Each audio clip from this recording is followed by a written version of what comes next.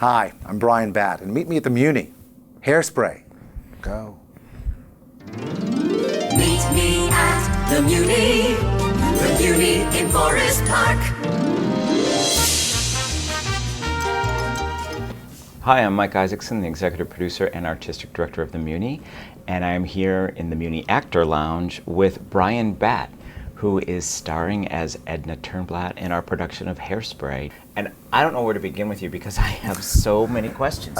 You have had such an amazing career. Really? Yeah, you really have. I mean, when you look at everything you've done and how you've lived your life, it's really sort of, I think, a model for a lot of people to look at. So let's start with the Broadway era. Okay. So, to my mind, you were in the original Broadway cast. Well, just list all the Broadway shows, the musicals. Well, I was in the original company of a few shows, but I was in, my first show was Starlight Express, on roller skates, and, injury a week. And I really wasn't that great of a dancer. I mean, people think I was a dancer, and I think I just was able to get through the calls. And then I did Cats, too. So. Yeah, no, I associate you with being sort of dance. Wow. Well, also because in Jeffrey, a play in the film I did, I played a dancer in Cats. So it was this weird duality. Now, actually, when I auditioned for Paul Rudnick for the play of Jeffrey, the character was originally a dancer in Grand Hotel.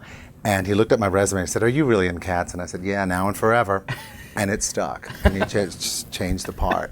So it's kind of... One of the many reasons I'm really happy you're here is there are certain artists, performers, who when they're on stage, they just possess a natural ability with joy, and I've always associated with you. There's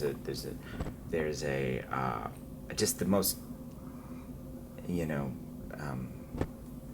the best of humanity when you walk on stage. Oh, there's this, you're making me. There's this thing, and you need that for Edna.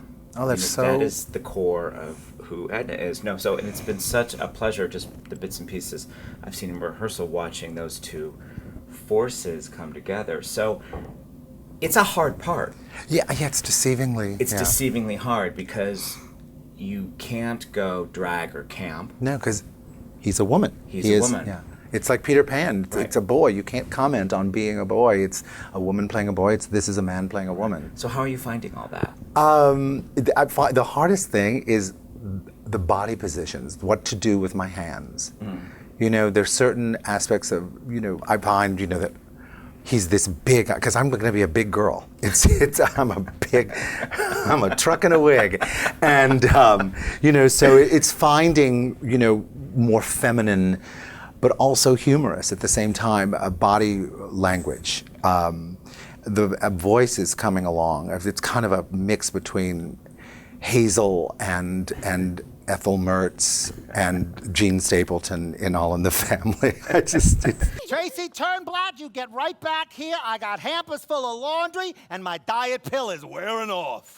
It's got to be a funny voice. It can't be, I can't come out and sound like, Meryl Streep. But you're also a mother. I'm a mother, a very loving mother. So how much is your mom showing up? Well, they're totally different. I mean, yeah. I mean, it's after she gets made over would be my mother. Okay. There are some moments though when Wilbur dances with me. I remember my mother used to hold her hand on my father's back. Was it really? I have to get it right, but it wasn't flat. She had it out, and the pinky was up. And there are little aspects of how she would bevel when she would have her picture taken, or how ladies sat in a certain way. And and they did. I mean, whatever class you were in, there were certain things that you did. It didn't matter what your socioeconomic background was. Ladies sat with their legs together, and those kind of little things are the things you have to remember. There were certain. Having done Mad Men was very interesting because also this is at the same time period, and there were certain manners and things you did at that time, that were part of the culture that have gone by the wayside, unfortunately. Tell us about your upcoming series. It's totally different. I mean, it's for MTV. It's based on the Wes Craven Scream movies, and it's called Scream. And I play the mayor of the town, and I have how do I describe my little daughter? She's got issues. So does he. It's fun. It really is fun. It's interesting that my teenage nieces, with everything I've done, now my stock has gone up that I'm on MTV. Suddenly I'm cool. So we'll see. But it's all fun. I love doing different things. You know, there's some films that are coming out are totally different roles, and it's fun. And then to get to do this here at the MUNY, I'm thrilled. I mean, I must say, I walked out on that stage and went, oh my God, Yeah. it's mind-boggling. And then the experience the other night going to My Fair Lady, It's incredibly intimate. It shocks you. it is, Yeah. and the sound is fantastic. Sounds fantastic. The sound is fantastic, but there's something magical about it. There really is something magical. We were sitting, and I was saying, because I've sung the national anthem at several the sporting events, and there's something very primal when you get in there. I was thinking, like, we're at the Greek arena. We're seeing, you know, the first time, you know, Oedipus or something. Well, there's also that thing of we start in the sun, Yes. and we all descend into the cave together. That has a huge impact. Yes.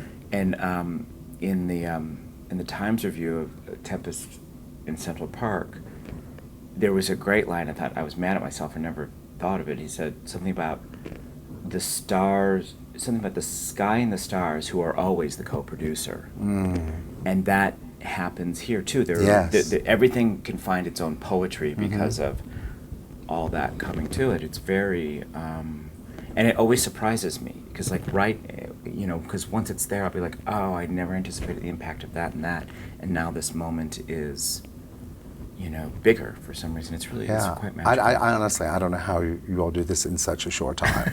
You know, I'm just like trying to remember the lines and like what's on your shoulders to put this on is just mind-boggling. But everything gets done, and you know what? And I'm not me. I mean, just a.